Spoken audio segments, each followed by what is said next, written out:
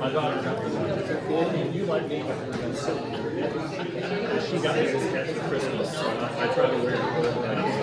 Yeah. People think I'm from Texas. I said, no.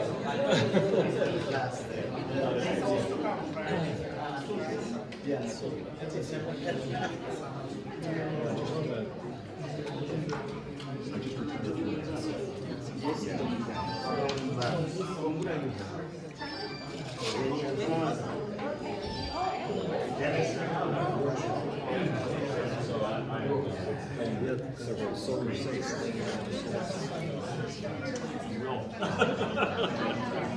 I can give you a real quick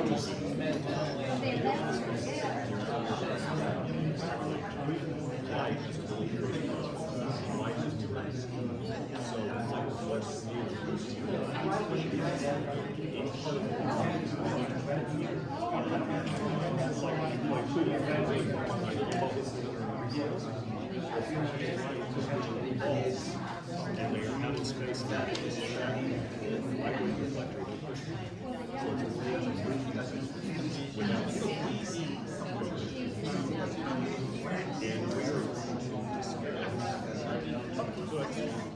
Very he's the son.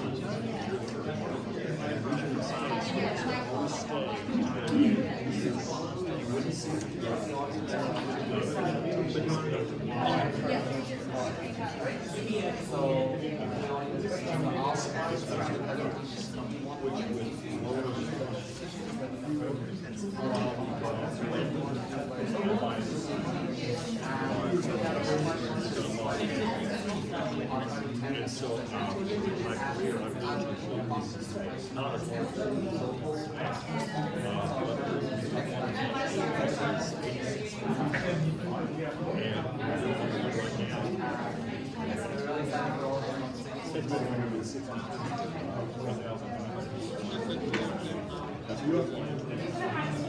I went back now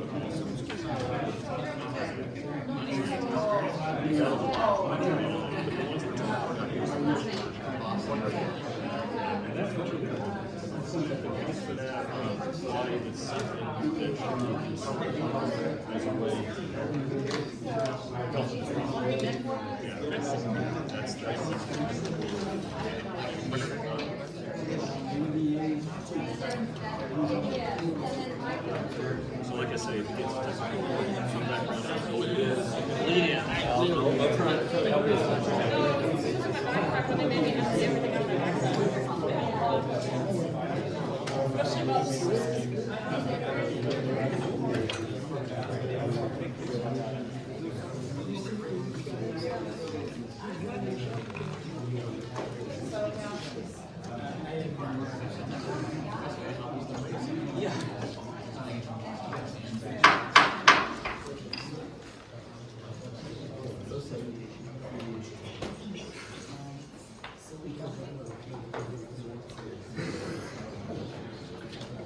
Ladies and gentlemen,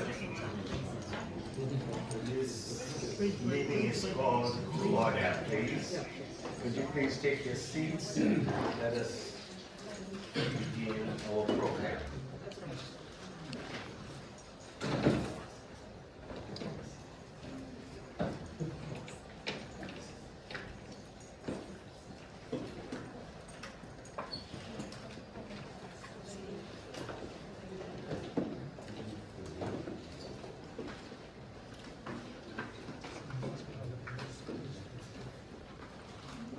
I want to begin by acknowledging the permanent representative of Equatorial Guinea, Ambassador Antololio Endang Uba.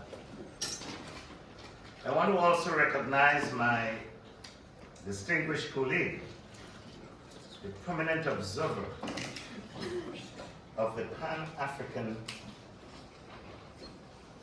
Association of Water and Sanitation for Africa, an African association. That is the distinguished Dr. Navid Kapoor. And one of our other quiet but distinguished scientists behind this initiative, President Dr. Alan Sessoms, and Managing Partner of Higher Education Innovation, who sits on my left right here. Ladies and gentlemen, the list of preeminent scholars, scientists that will address you today is very significant. I am honored to welcome everyone to this pioneering discussion of the impact of technology and climate change and the SDGs initiatives. In this forum, we will explore teamwork to reduce greenhouse gases, the accumulation of greenhouse gases, to advance current productive efforts, the impact of the accelerating climate change and its damaging impact on agriculture, desertification, sea level rise, and extreme weather in advancing sustainable inclusion for water and sanitation in Africa and beyond. Today we want to register an urgent call for collective action. The need for advancing together toward water security and safely managed sanitation is crucial. Our discussion today is about possible coming together, looking at the possibility of a global technology development effort to stimulate significant private-public partnership that will ignite an open global solar sailing competition in space. The concept is pioneering. It is an initiative to harness lessons learned from earlier successful methods of competition. Now, this forward-looking initiative will ignite peaceful competition, building international efforts with universal values as expressed in the 2030 Agenda. Today, I am reminded of the words of a great African, Nelson Mandela, who said, and I quote, "It always seems impossible until it's done." End of quote. That is why I am pleased to applaud the lead taken by the UN mission of Equatorial Guinea and the Pan-African Intergovernmental Agency for Water and Sanitation for the vision to team up with Higher Education Innovation Group, Hi-Fi Health Initiative, and Earth Cup Solar Sail Regatta. Ladies and gentlemen, this diplomatic initiative served as a valuable input to the high-level political forum as it is being unveiled on the Central United Nations platform for follow-up and review of the 2030 Agenda for Sustainable Development. Therefore, this forum is grounded in the spirit of building competitive intergovernmental efforts to reach its advanced goals. So, in closing, today, I call on governmental inputs from ECOSOC functional commissions and other intergovernmental bodies and forums. I call for input from major groups and other stakeholders, as well as contributors from multi-sectoral partners and vulnerable communities. I call on the sciences and space-based enterprises with interest in our sustainable future. I ask that you get on board now. I thank you as we begin our session.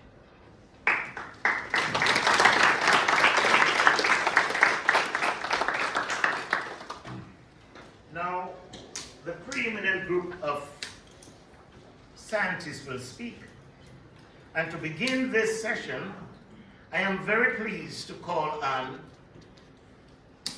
first of all, our distinguished ambassador from Equatorial Guinea to address us.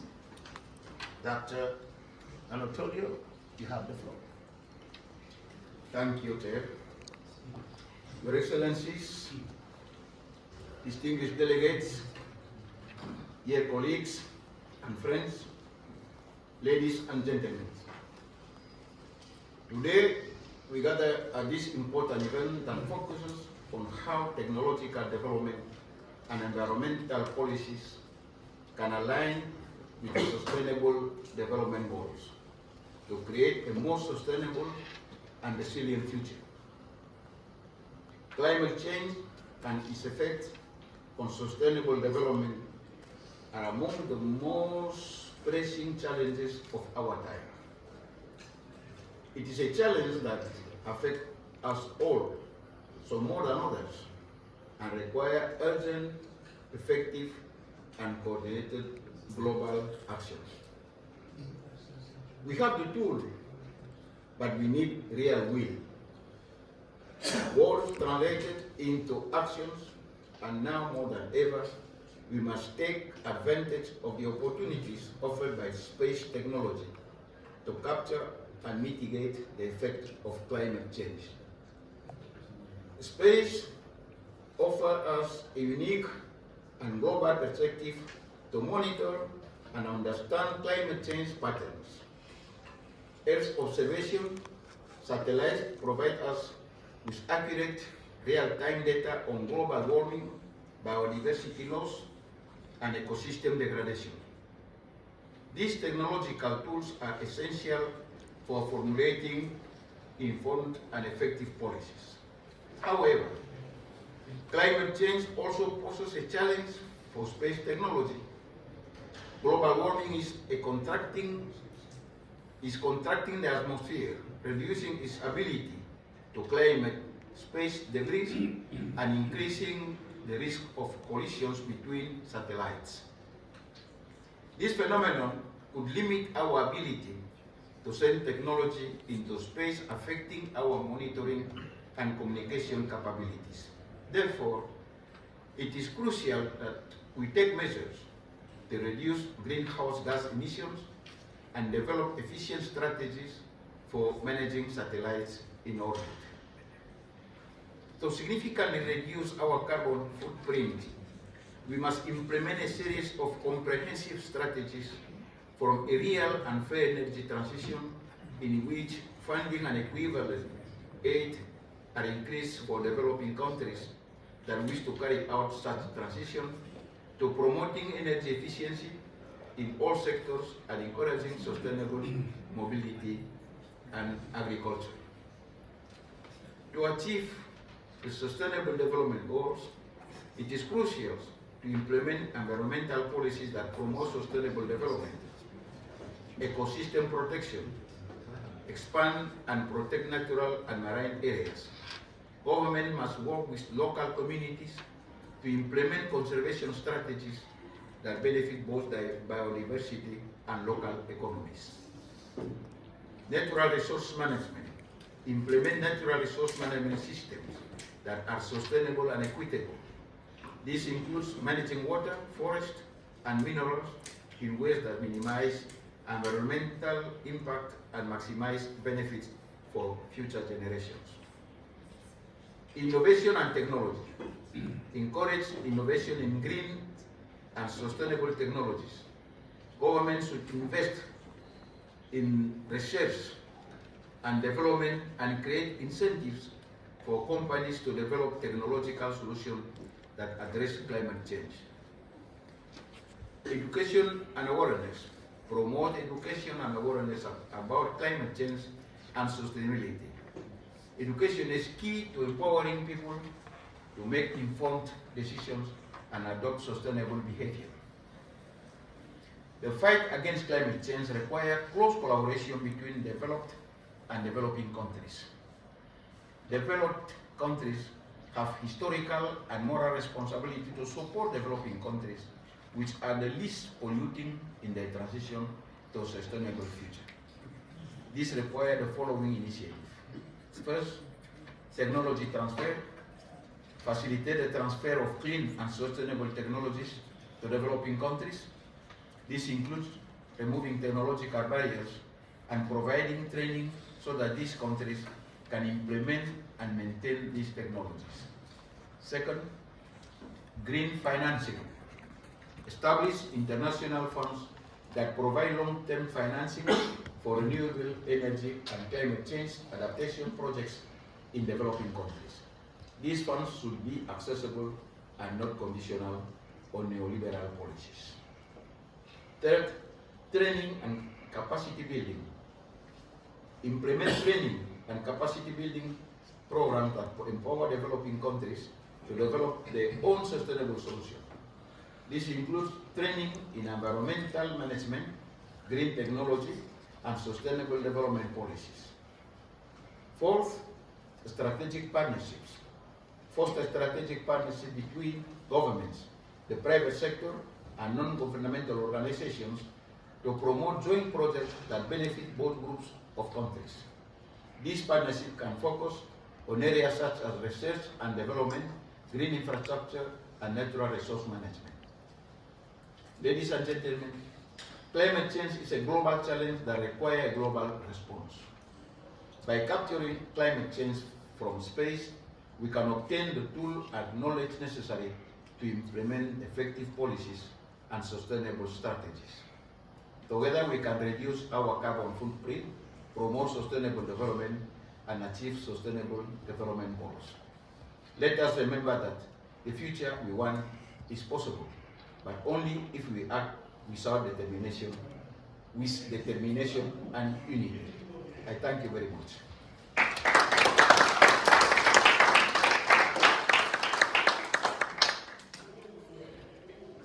Thank you very much, Ambassador. We will now hear from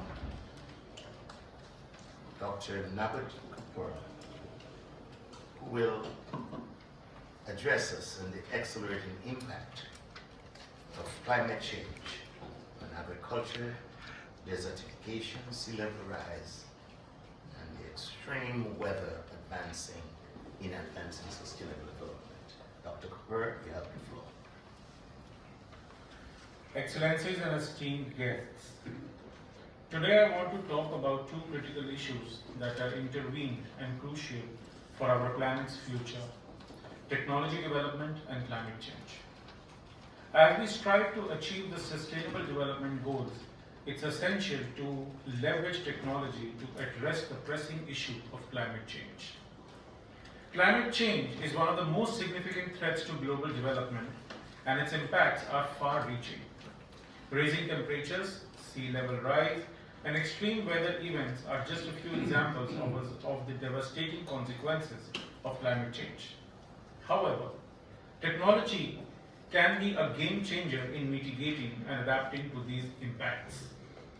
Renewable energy technologies such as solar and wind power have become increasingly cost competitive with fossil fuels, making them viable alternatives for energy generation. Electric vehicles are gaining traction, reducing greenhouse gas emissions from transportation. Climate-smart agriculture and precise farming can help farmers to adapt to changing weather patterns and improve crop yields. Moreover, technologies like artificial intelligence, blockchain, and the Internet of Things (IoT) can enhance climate resilience improve resource efficiency, and support sustainable development. For instance, IoT sensors can monitor climate-related disasters, enabling early warning system and swift response. However, technology development is not alone enough. We need to ensure that these technologies are accessible, affordable, and inclusive for all, particularly for vulnerable communities. We must also address the digital divide and bridge the gap between developed and developing countries. To harness the potential of technology for climate action and sustainable development, we need to, number one, invest in research and development of climate-friendly technologies. Number two, scale up deployment of existing technologies. Number three, foster international cooperation and knowledge sharing.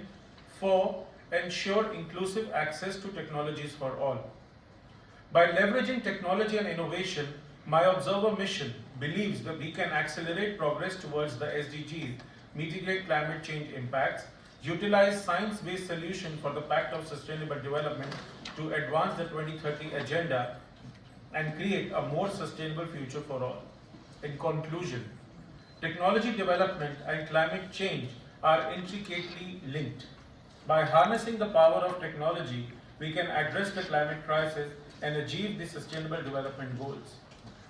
Let's work together to unlock this potential of technology for sustainable future for all. Thank you.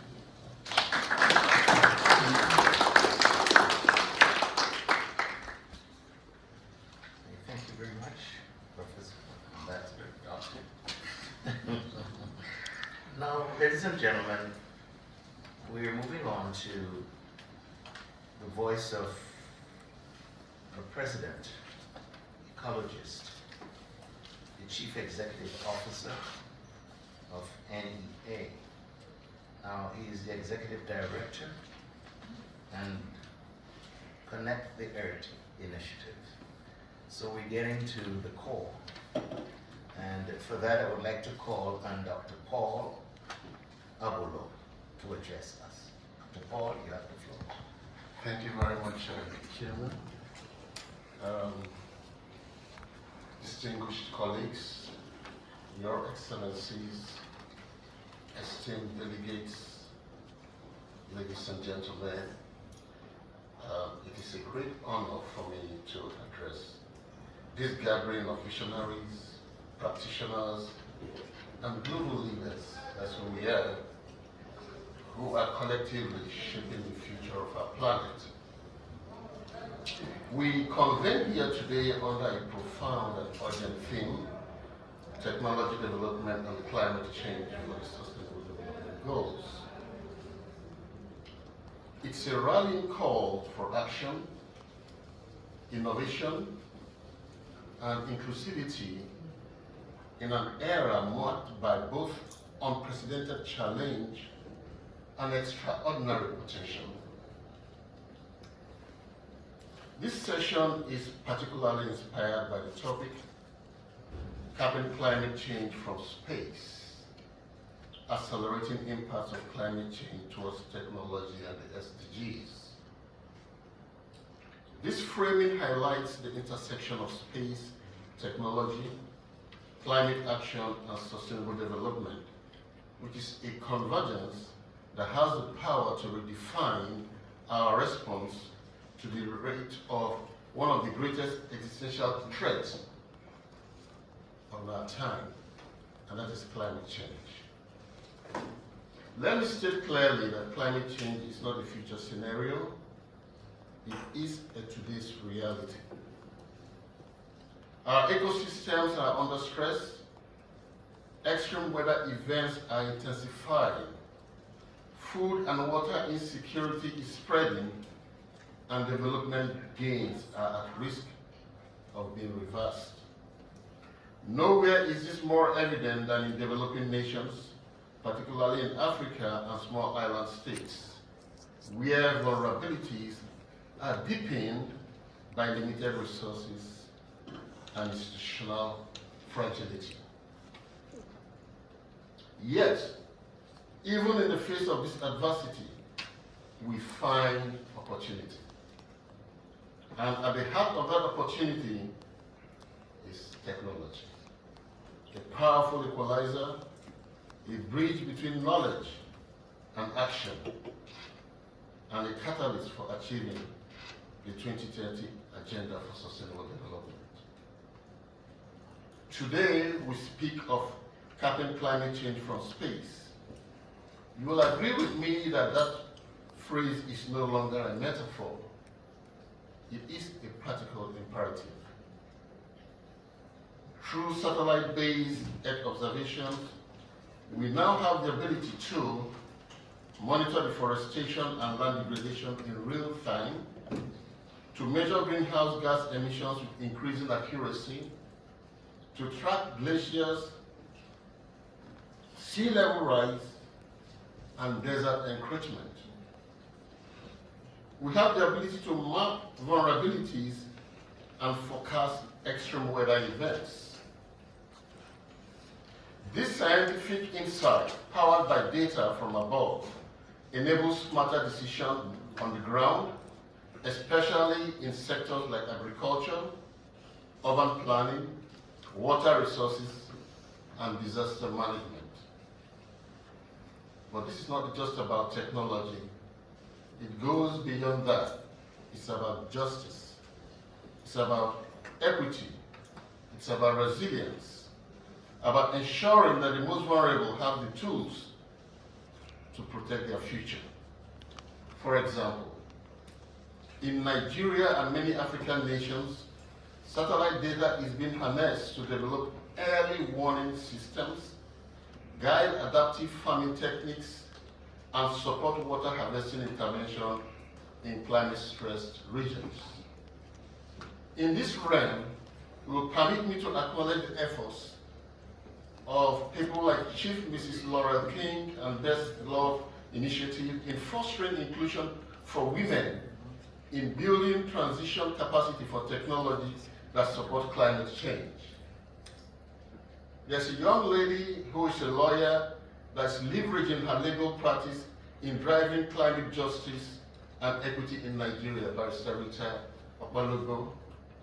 And I would also like to add, Hope for Now International, under the leadership of Dr. Michael Winsley, is driving climate technology adaptation action for people with disabilities in Nigeria.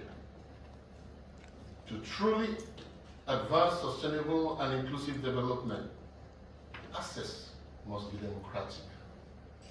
Technology must be available, affordable, and appropriate for diverse communities. We must invest in local capacity, build digital infrastructure, and ensure that women, youth, indigenous people, and marginalized groups are not left behind in the green and digital transitions. They must not be left behind. But none of this will be possible without financing. We need the money. We need to target climate finance mechanisms to support the development, deployment, and scale up transformational technologies. So I recommend we look at tools like the Green Climate Fund, technology mechanisms under the UNFCCC, the carbon markets, and blended finance instruments must be leveraged to drive green innovations at scale. Moreover, I think we should also look at strategic alliances between governments, private sector, research institutions, and local innovators. These are critical for building an ecosystem that sustains tech and innovation. In closing, I would like us to look ahead. The question is not whether we have tools to respond, but whether we have the collective will to act boldly and inclusively. Let us commit to translating satellite data into community-level resilience. It must be brought to a community level. We need to think on how we can transform climate innovations into inclusive business models.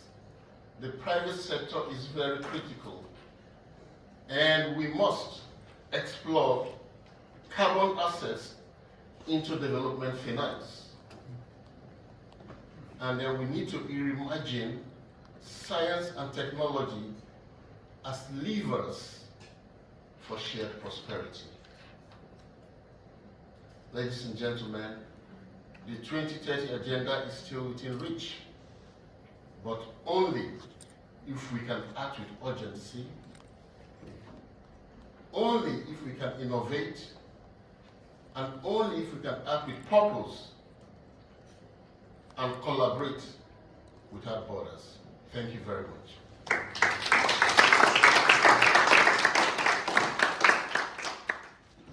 Thank you very much. Ladies and gentlemen, the next session will focus on the overheating world in which we are and limited solutions. In this session, we will hear from three very eminent, I dare say, scientists and physicists.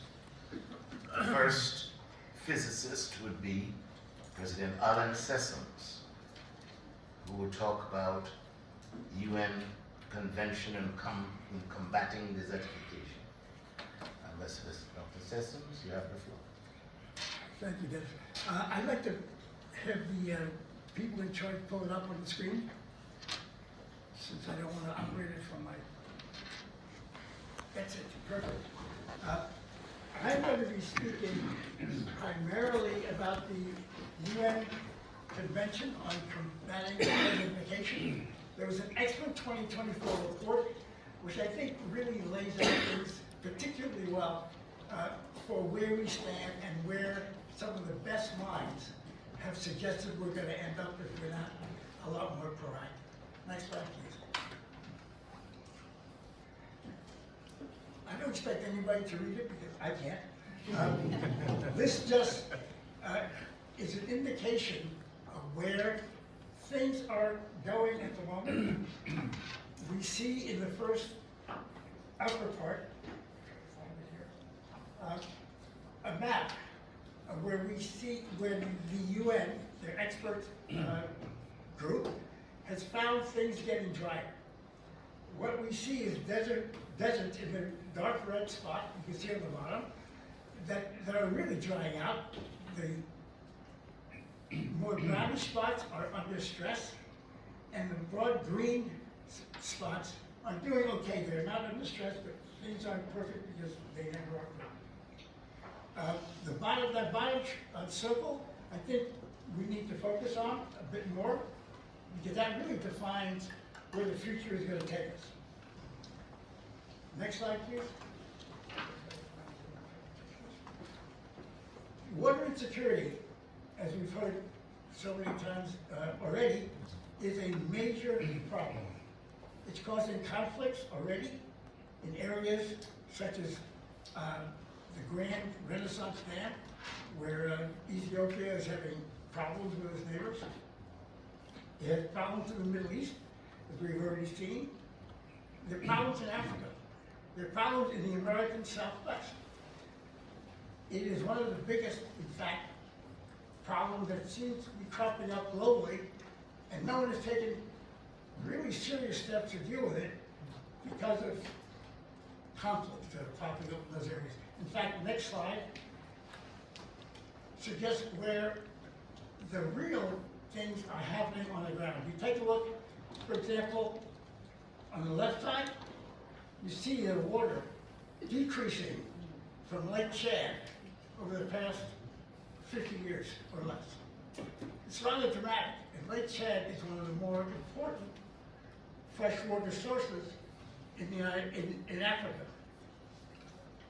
The second looks on the right-hand side looks at the Aral Sea, and that decrease in water level, it's all fresh water, is dramatic.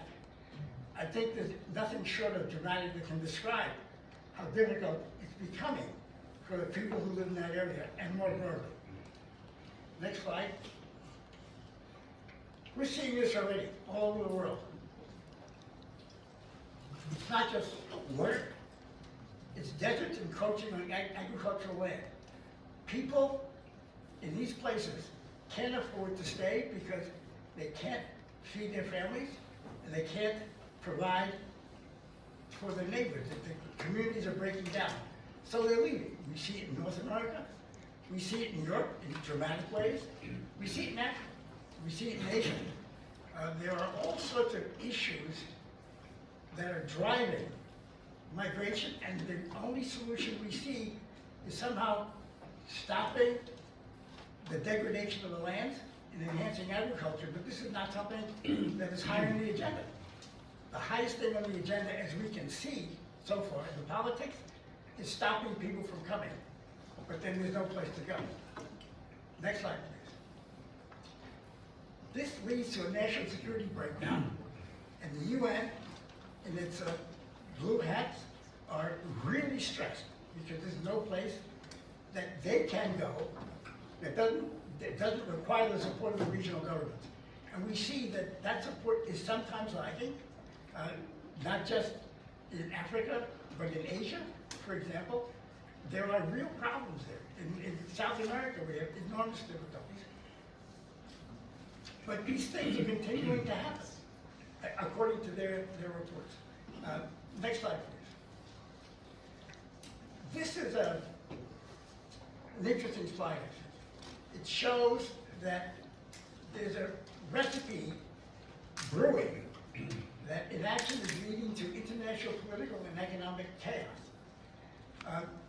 Their words, not my words, so I'm remaining just sort of a reporter on this, but there is no step, there are no steps being taken to deal with this kind of problem, this mass migration, which is becoming worse. The instability that it's generating is forcing, for example, somebody more entrepreneurial people in these areas to go where the money is, and that's usually in drugs. It's very often in illegal mining, and very often it's in insurrection. And so we see that these issues are being driven in a dramatic way by the problems that exist because of water and agricultural land degradation. Next slide, please. Okay, there are management measures. We have heard that there are things that can be done on the ground, and that's absolutely true, and they should be implemented without sort of hesitation. And these are very, very, very local level things. You see that 50% of the world's beef stock are in areas that are drying out.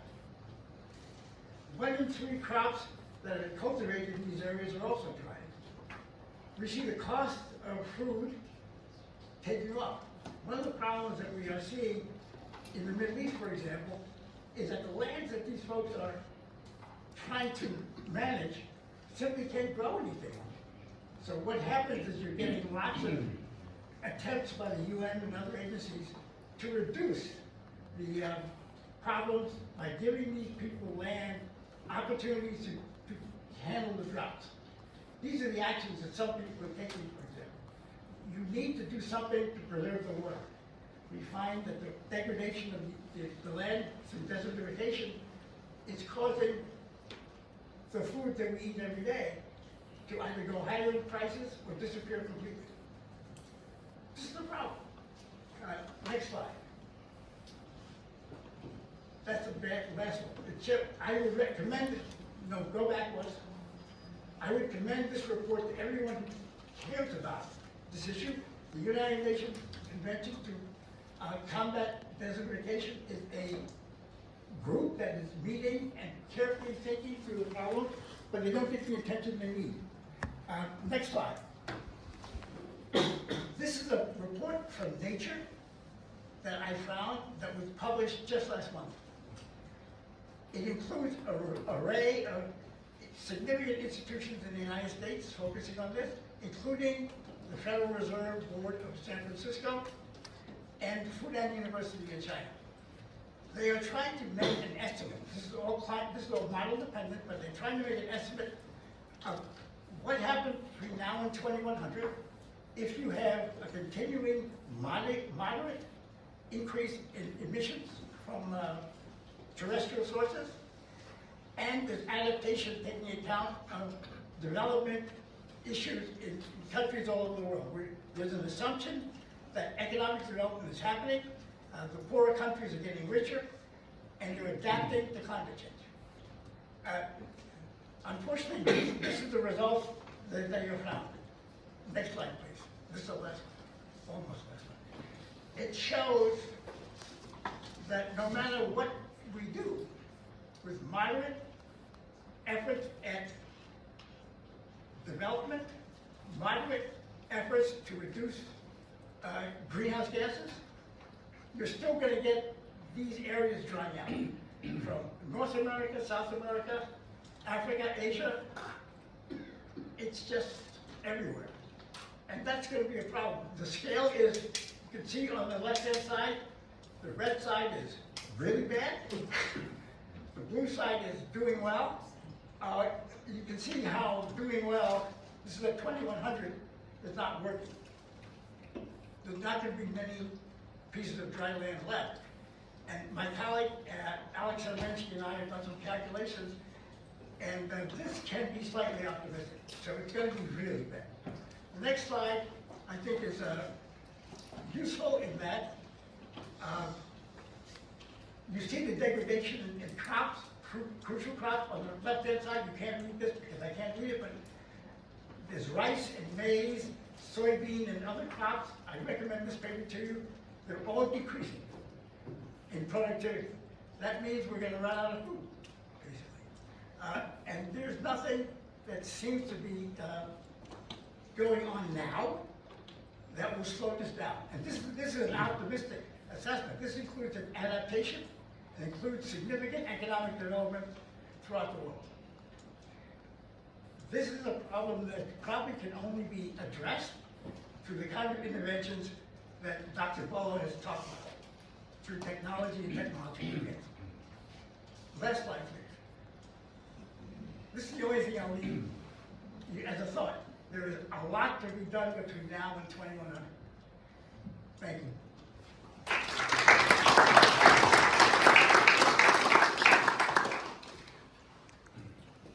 Yes, we're getting into the details. The next presenter, Dr. Alex Savinsky. He will talk about the thermodynamic and statistical analysis of Earth's temperature rise. Mr. Alex, you have the floor. Thank you, Chairman. My first slide, please.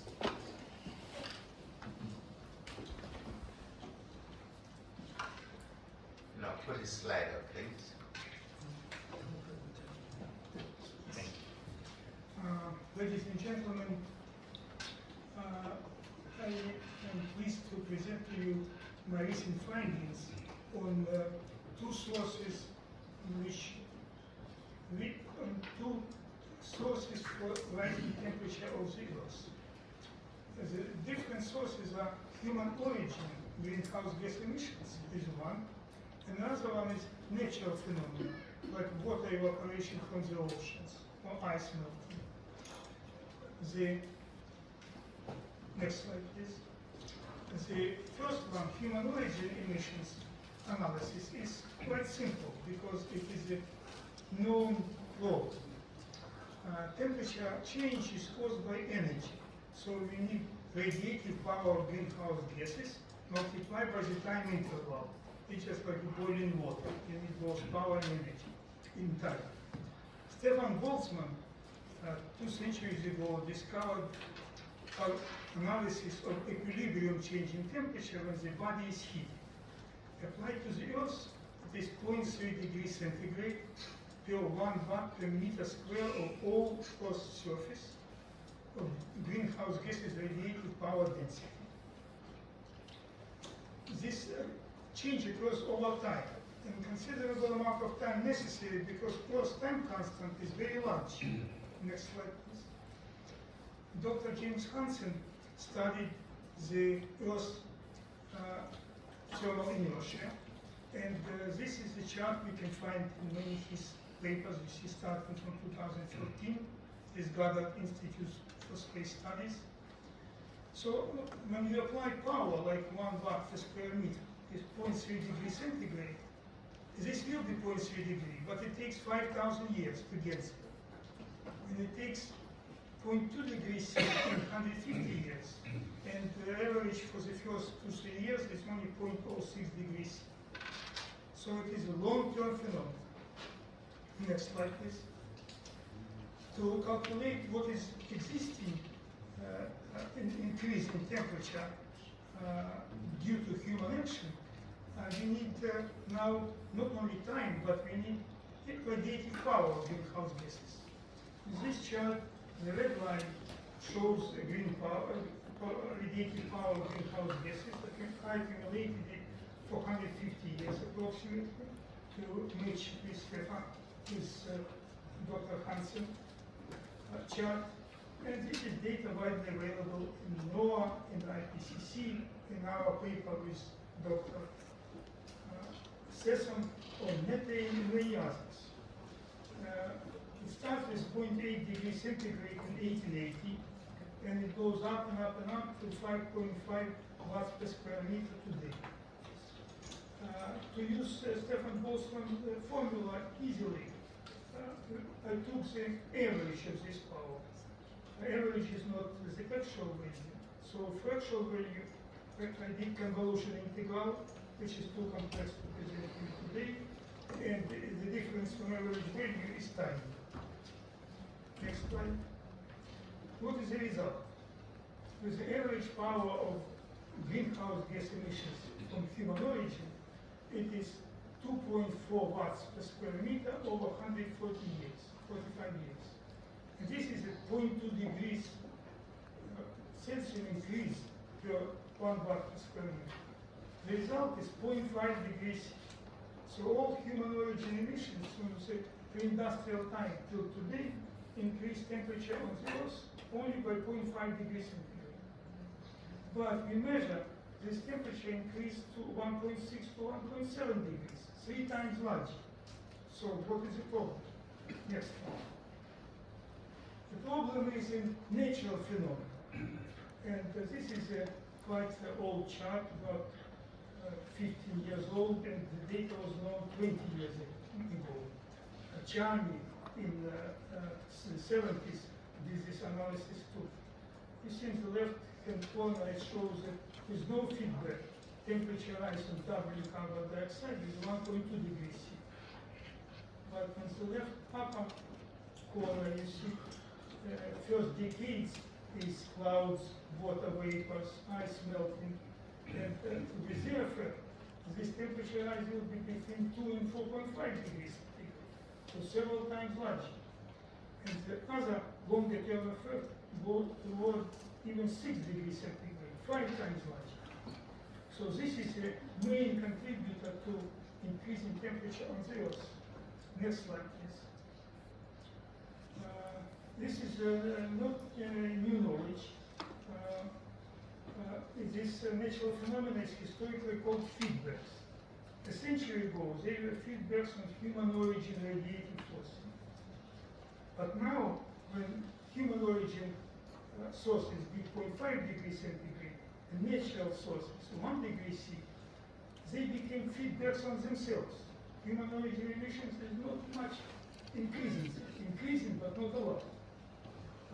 And a good example for water vapors. This is from US EPA website. As water evaporates from the ocean, water is a large greenhouse gas. It creates radiative forcing on the Earth. The increase in water temperature, more water evaporates, and process goes on and on. There is no visible stop inside. Next slide. So those complex phenomena is not possible to evaluate in the thermodynamic way because there is no science to it.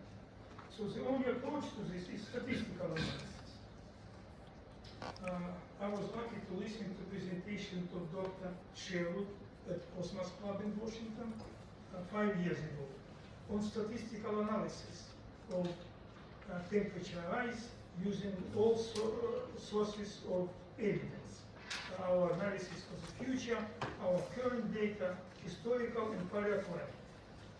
And this is a chart I derived from his work, which shows probability distribution of climate sensitivity. This is, I will just read for you. On the left axis is probability, on the horizontal axis is temperature rise. So if you apply 3.7 baht per square meter, which is doubling carbon dioxide emissions, let's look at 3.5 degrees sea rise in 150 years, then it will be probability 50%.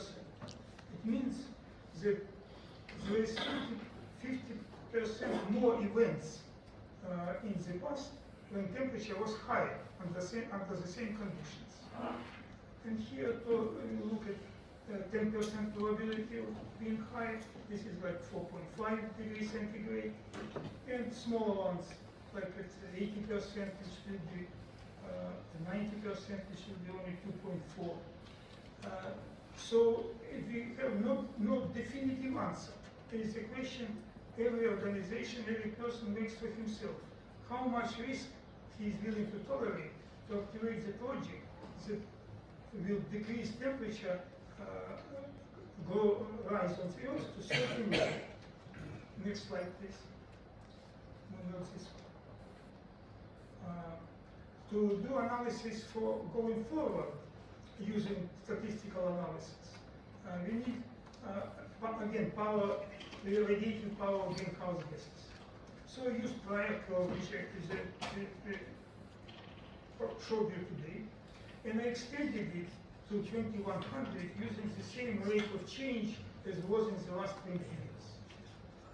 Next slide, please. Now I can calculate what is the effect of increases in greenhouse gases on temperature.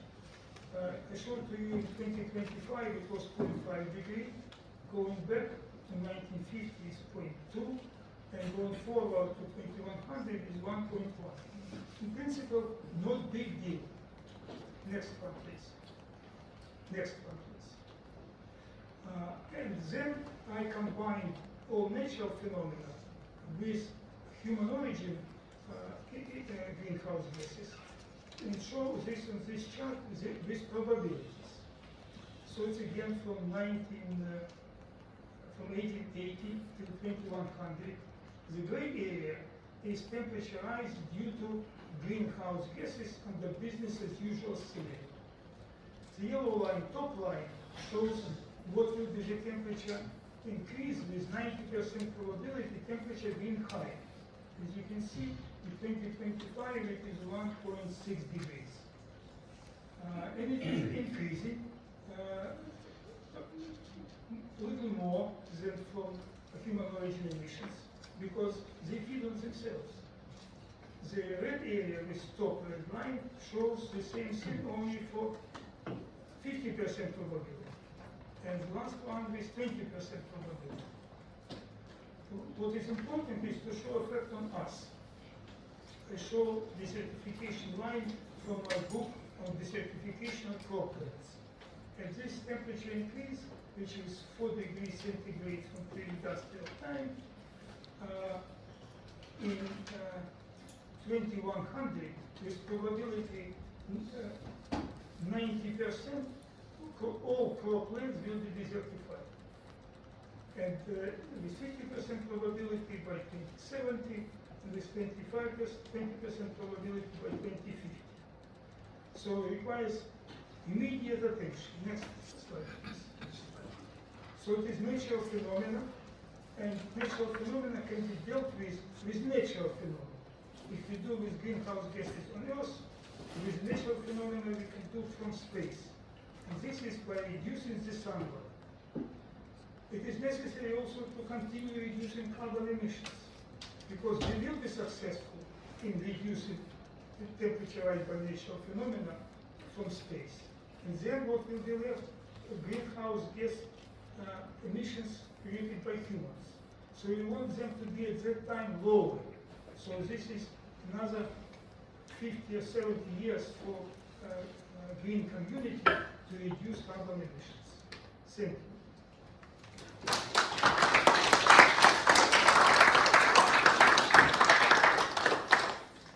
Thank you very much, Doctor. Our next presenter is from our virtual audience. And we in person will now hear from Alvin Goodwin. He will address global geoengineering landscape map. Alvin Goodwin, you have the floor. Thank you, esteemed hosts. I'm confirming that you can both see me and see my slides. Wonderful, I see a thumbs up. And thank you, Alex, Dr. Safransky. I'm going to pick up where Alex left off. Briefly, my name is Morgan. I am the Executive Director of the Planetary Sunshade Foundation. And I have been working on climate change for almost 20 years. I cried when the Copenhagen climate talks fell apart. I worked for years to help bring the Paris climate talks to what at the time we thought was a successful conclusion. And I'm working on space-based sunlight reflection methods because I'm frankly really scared that the other things that we're doing to address climate change are insufficient. In that work, I've had the pleasure to meet a great many people who are also engaged in the sunlight reflection work. And so as part of this talk, I want to give you a brief overview of who some of those other actors are who are looking at ways to address climate change by reflecting more sunlight. This is an IPCC graph, which is really just setting the stage. And Dr. Safransky covered this in great detail. The details, the flows of energy that come in and out of the Earth. You'll notice that incoming number, about 340 watts per square meter, and about 100% of that is already reflected by clouds, ice caps, snow, etc. So the problem is, as Alex pointed out, is that the current trajectory that the world is on for climate change is quickly heading towards the catastrophic climate impacts and the political intolerability that we are so worried about.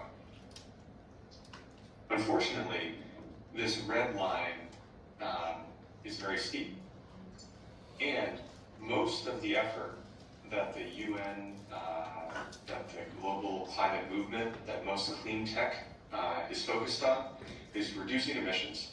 And that is critical. I want to be very clear. It is critical that we reduce our emissions as quickly as possible. What I say is unfortunate is that reducing emissions will only get us from this red line down to this orange line. Once those emissions are in the atmosphere, they stay for centuries. And even if we get our emissions down as quickly as possible on our most ambitious Paris climate impacts, that still means those emissions are rising for decades. And so the impact associated with that, which are delayed, will continue rising for decades. Now, the remove part is also very important. Removing emissions is critical. However, removing gigatons of carbon requires huge amounts of infrastructure, massive amounts of energy, massive amounts of land, which is why, and it is important, and it will happen eventually. But in the short term, more and more people, but still a tiny number of people, are looking at reflect. And reflecting sunlight, it can be done in a few ways. Reflecting sunlight from space is the topic of the following presentations that we'll hear. But reflecting sunlight is the third R. It's the third leg of the tripod. And it is, I believe, as a climate activist of many years, I believe reflecting sunlight is the only way that the world can remain below intolerable impacts for farmers, for coastlines, for permafrost, for all of those impacts that we have available. There are a variety ways that are commonly talked about to reflect sunlight. The focus of this meeting is obviously reflecting sunlight from space. However, the most commonly studied in the academic literature and in the policy debate is the stratospheric aerosol injection. We know that would work. We know it's possible. We know it will be global. And it could be a fantastic complement to space-based sunshade. Those are political decisions for people above my pay grade. There is some discussion around cirrus cloud thinning. This is a very unknown one. And then there's actually a fair amount of research into marine cloud brightening, artificially or stimulating marine clouds to be whiter, to reflect more sunlight. And then people also study surface albedo enhancement, things like thickening sea ice, painting roofs white, increasing reflective surfaces. So this is the landscape of people looking to reflect sunlight, also known as solar radiation management, also known as geoengineering. So I'm going to give you a little bit of a landscape of who is doing this work and who is engaged in this. There is a number of established research conferences. I would highlight the Gordon Research as one of the premier gatherings. It's a biannual convening of high-trust researchers, bringing together the observations, models, and impacts of these possible interventions. The people who actually run the climate models organize themselves through a group called the GeoMIP, the Geoengineering Model Intercomparison Project.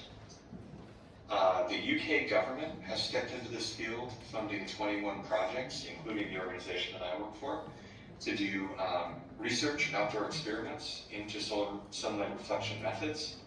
There are 21 projects spread across 12 different countries. They're very transparent. I encourage you to check out their website. And the University of Chicago is stepping in, is setting up the largest research program in any university with 10 plus faculty. This is a tiny but growing field. The governance questions here are not insignificant, as you might imagine. There are a number of groups that are starting to put the frameworks in place and the norms and the ethics in place, such as the Alliance for Just Deliberation on Solar Geoengineering, the Degrees Initiative, funds and grants climate scientists from the Global South to study geoengineering and sunlight reflection methods to better participate and represent their countries in what we expect will be an increase in global conversation. Climate Overshoot Commission is made up of former heads of state and former high-level government officials looking at what the world could do if or when we overshoot our Paris climate commitments. And the AGU, the largest global organization of geophysical scientists, has put out an ethical framework for climate intervention. You don't need to remember all of those names and titles, but I would encourage you, if you take down one thing from this talk, to look at srm360.org. Their funding tracker looks at where funding has come from and where it goes to, who is doing work in this field and what kind of work they are doing. The space reflection methods that we'll be talking about here in a bit are part of this landscape. They're a unique part, but they're certainly not the only part of this landscape.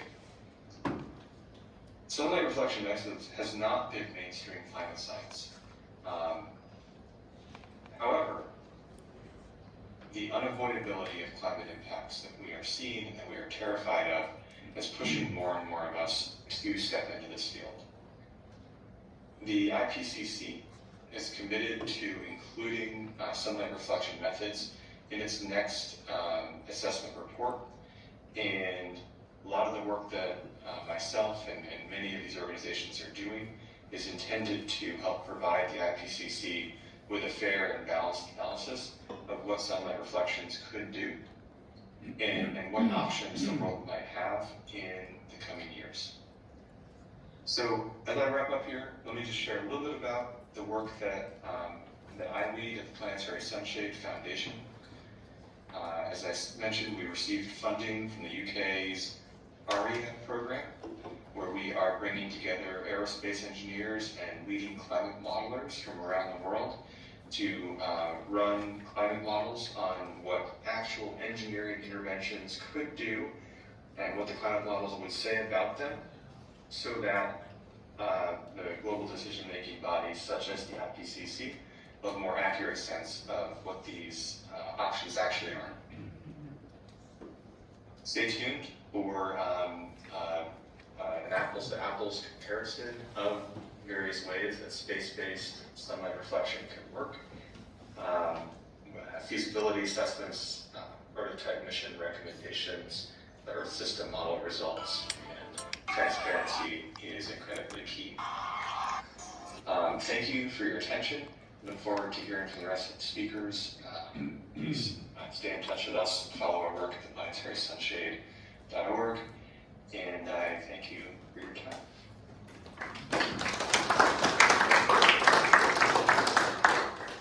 Thank you very kindly. And we would continue in our virtual access.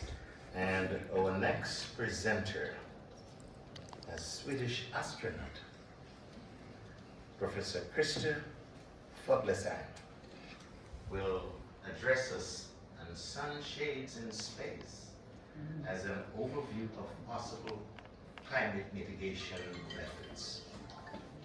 Dr. Fuglesang, you have the floor.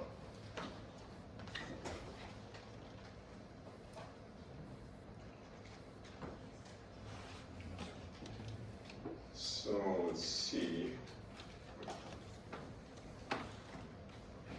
Do you see my screen, my slide now? Yes. All right, thank you. Good. So. Not yet, not yet. Not yet. Do I need to do something? We see your screen, but we see the WebEx on your screen, not your slide. Uh-huh. Okay, let's see. It's the first time I'm on a WebEx meeting doing this. Christopher, they have a copy of your slides if you'd like to project it from here. Yeah, okay, let me do one more test try. This is correct now? Yeah. Yes. Yes. We see the PowerPoint program, and the slide is fairly small, so it's not full screen. All right, well, why don't you go it from the other? Make sure I go faster. So, if you can pull up my first slide.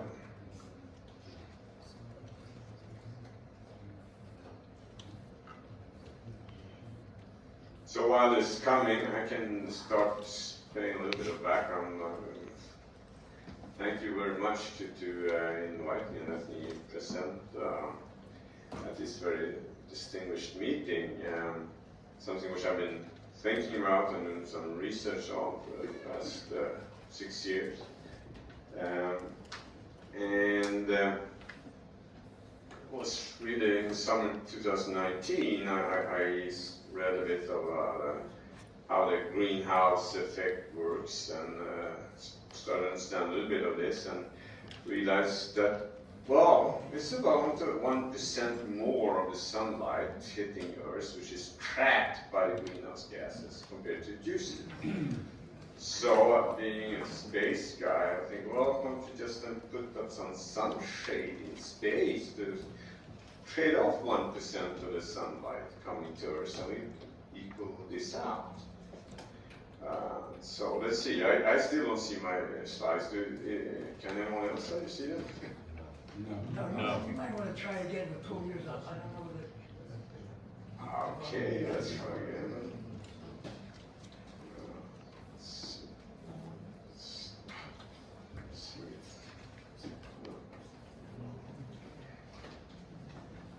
Because now it's going again, very strange.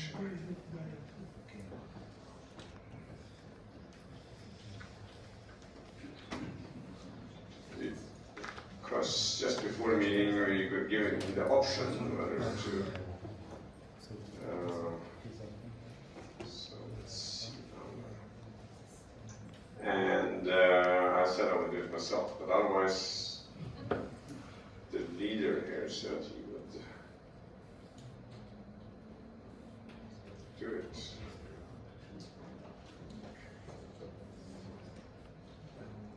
So, but you still see it, but is it small?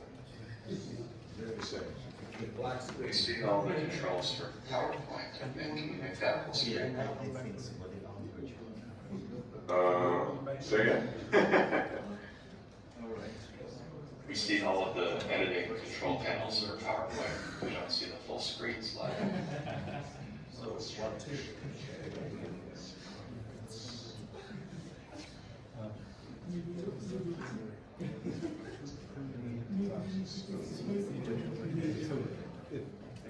slides So are I see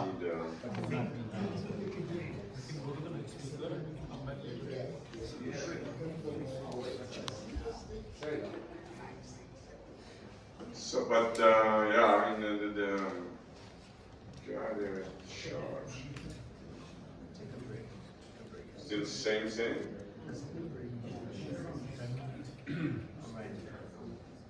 We will take a 5 to 10 minute break and come back ready to engage with your virtual audience. Please take a break, get some water, and we'll come back ready to serve virtually.